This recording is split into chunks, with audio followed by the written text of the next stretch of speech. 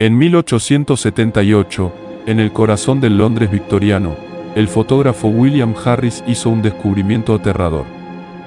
Cuando reveló su último encargo, un retrato de una familia en duelo junto a su hija fallecida, notó algo que heló su sangre.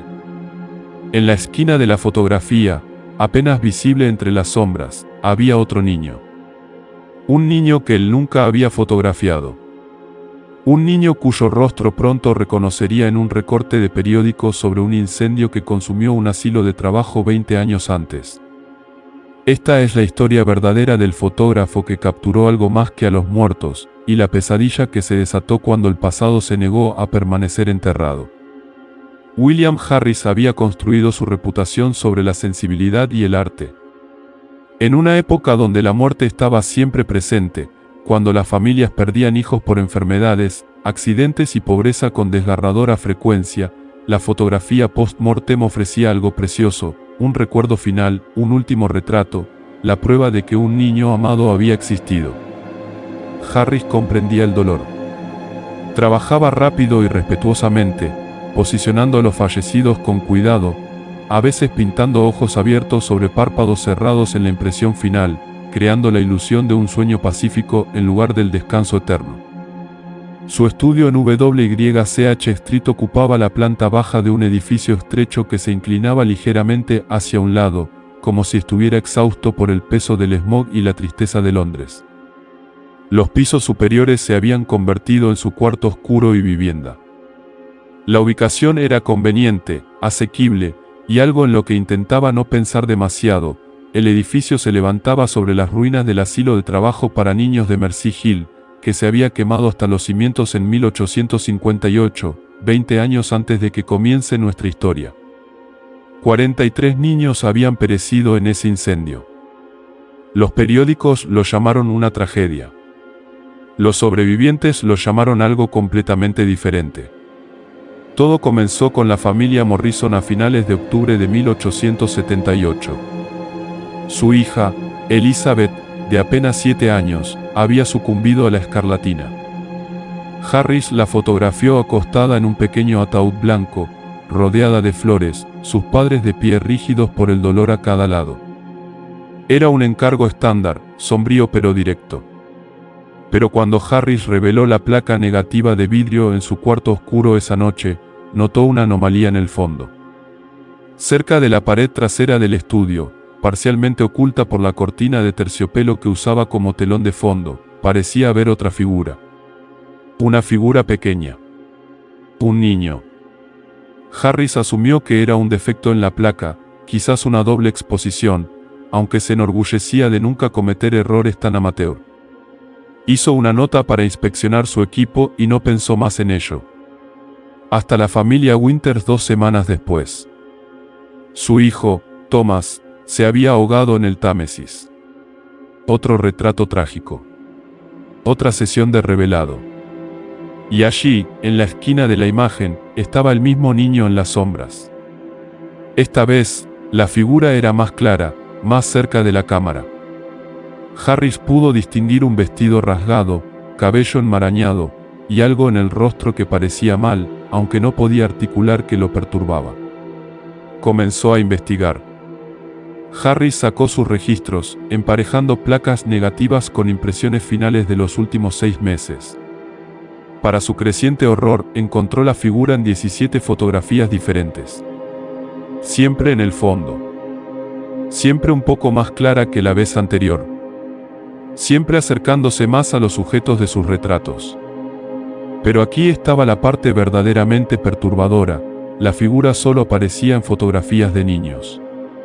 Nunca adultos. Solo los jóvenes muertos. Harris se obsesionó. Investigó la historia de su edificio, visitando los archivos metropolitanos de Londres, revisando periódicos antiguos en microfilm amarillento. El incendio del asilo de trabajo Mercy Hill de 1858 había sido minuciosamente documentado. 43 niños muertos, la mayoría menores de 12 años. El fuego había comenzado en el sótano, en los dormitorios donde se mantenía a los niños más pequeños. Las puertas habían sido cerradas desde afuera. La directora, una tal señora Edith Crobley, afirmó que era por la seguridad de los niños, para evitar que vagaran por la noche. La investigación lo calificó como un trágico accidente, aunque varios sobrevivientes testificaron que habían escuchado a los niños gritar, que habían oído a la señora Crobley negarse a abrir las puertas, que ella había dicho que el incendio era el juicio de Dios sobre los malvados e ingratos. La propia señora Crobley había perecido en el incendio, golpeada por una viga que caía mientras huía del edificio. Su cuerpo fue encontrado cerca de la puerta cerrada del sótano, la llave aún apretada en su mano carbonizada. Los sobrevivientes hablaban de una niña en particular, una criatura llamada Mary Bickham, que había sido el blanco favorito de castigo de la señora Crobley. Mary había sido encerrada en el sótano del carbón durante días seguidos, alimentada solo con pan y agua, obligada a dormir en el piso de piedra fría. La noche del incendio, testigos afirmaban haber escuchado la voz de Mary sobre todas las demás, gritando no por ayuda, sino gritando el nombre de la señora Crobley, una y otra vez, como una maldición. Harris encontró una fotografía sobreviviente de los niños del asilo de trabajo Mercy Hill, tomada apenas 3 meses antes del incendio. Era un retrato grupal, rígido y formal, los niños dispuestos en filas. Y allí, en la fila de atrás, la encontró. Mary Bickham. La reconoció inmediatamente. El cabello enmarañado, los ojos huecos, la expresión de rabia apenas contenida. Ella era la figura en sus fotografías. Ella era el niño que había estado apareciendo, imagen tras imagen, acercándose más a sus sujetos. Pero la pesadilla apenas comenzaba. El siguiente encargo de Harris llegó en una fría mañana de noviembre.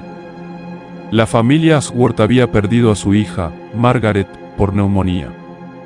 Mientras Harris preparaba su equipo, sintió una sensación escalofriante de terror. El estudio parecía más frío de lo habitual. Las sombras en las esquinas parecían más profundas, más sólidas. Y mientras posicionaba a la joven Margaret en su ataúd, arreglando sus manos, alisando su cabello, tuvo la certeza de que estaba siendo observado. Tomó la fotografía rápidamente, sus manos temblando mientras manipulaba la placa. Esa noche, cuando reveló la imagen, sus peores temores se confirmaron. Mary Bickham estaba directamente detrás del ataúd ahora, claramente visible, su mano extendiéndose hacia el niño muerto. Y por primera vez, Harris pudo ver su rostro con perfecto detalle.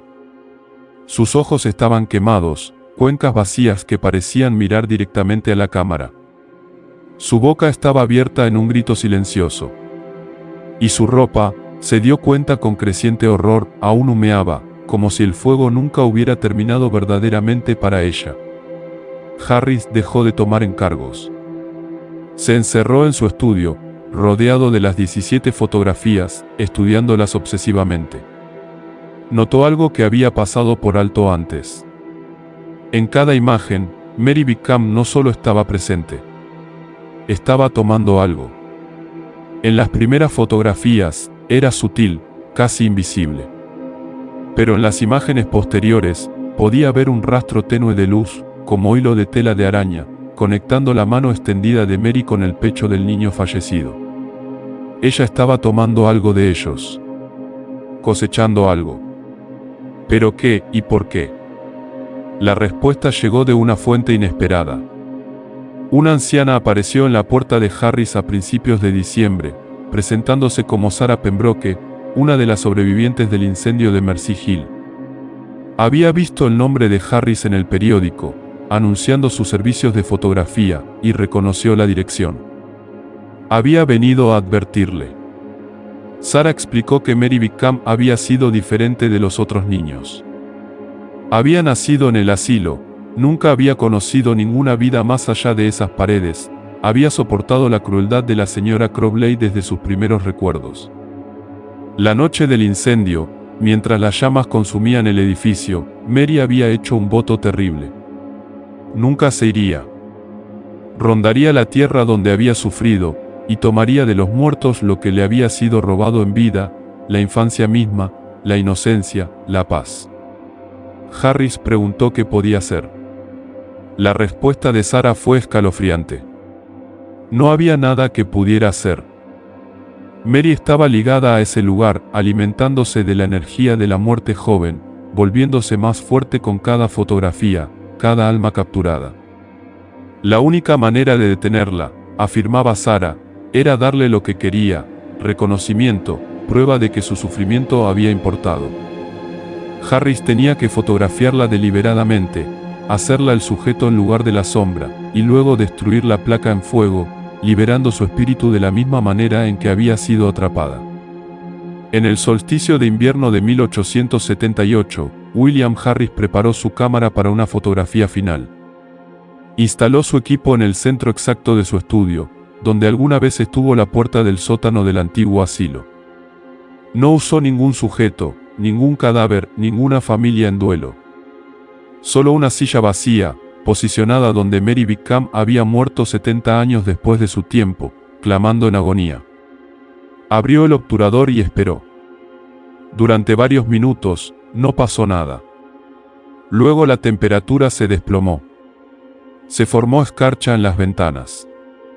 Y Mary Wickham apareció, no como una sombra o un borrón, sino tan sólida y real como cualquier niño vivo. Se sentó en la silla, su rostro quemado vuelto hacia la cámara, sus ojos huecos fijos en Harris. Podía escucharla ahora, un susurro que parecía venir de las paredes mismas. Habló de noches frías y hambre, de los castigos de la señora Crobley, del olor a humo y el sonido de niños gritando. Habló de 20 años vagando, invisible, olvidada, robando fragmentos de paz de los recién muertos porque nunca había conocido la paz ella misma. Harris cerró el obturador. Reveló la placa con manos temblorosas, y cuando la sacó del baño químico, vio la fotografía más clara y detallada que jamás había creado. Mary Wickham, capturada perfectamente, cada detalle de su sufrimiento visible con claridad desgarradora. Envolvió la placa en tela, la llevó a su chimenea y la colocó en las llamas. La placa se agrietó con un sonido como el grito de un niño. El fuego ardió blanco e intenso, luego se apagó repentinamente, dejando la habitación en completa oscuridad. Cuando Harris encendió una lámpara, el estudio se sentía diferente. Más cálido. Más vacío. Nunca volvió a ver a Mary Wickham. Pero tampoco volvió a tomar otra fotografía post-mortem. Cerró su estudio, se mudó al campo, y pasó el resto de su vida fotografiando paisajes, flores, cualquier cosa viva y creciendo hacia la luz. El edificio en WYCH Street fue demolido en 1901 para dar paso al desarrollo de Alnwick. Los trabajadores reportaron dificultades inusuales durante la demolición, mal funcionamiento del equipo y extrañas zonas frías en el sótano. Un trabajador afirmó que vio a una niña joven observando desde las ruinas, pero cuando le gritó, ella se desvaneció como humo. Las 17 fotografías que William Harris tomó, las que contenían la imagen de Mary Wickham, fueron donadas a los archivos metropolitanos de Londres después de su muerte en 1923. Permanecen allí hoy, archivadas bajo Fotografía post-mortem victoriana, anomalías desconocidas. Y si miras de cerca esas imágenes, si estudias las sombras en las esquinas, aún podrías verla, observando, esperando, preguntándose si alguien recordará su nombre. La pregunta que debemos hacernos es esta: ¿cuántos fantasmas caminan entre nosotros, no porque elijan rondar, sino porque hemos olvidado llorarlos? ¿Cuántas Mary Wickhams permanecen en los lugares de su sufrimiento, invisibles, sin voz, desesperadas porque alguien simplemente reconozca que existieron, que su dolor importó, que sus cortas vidas valieron la pena recordar? Los muertos, parece, no descansan fácilmente cuando han sido borrados de la historia. Quizás lo más aterrador de esta historia no es el fantasma en la fotografía, sino la comprensión de que nuestra propia indiferencia al sufrimiento puede crear los mismos espantos que tememos. Gracias por escuchar nuestra historia. No olvides suscribirte, activar la campana, darle like y compartir este video. Explora nuestras otras crónicas y sigue descubriendo los terrores olvidados del pasado.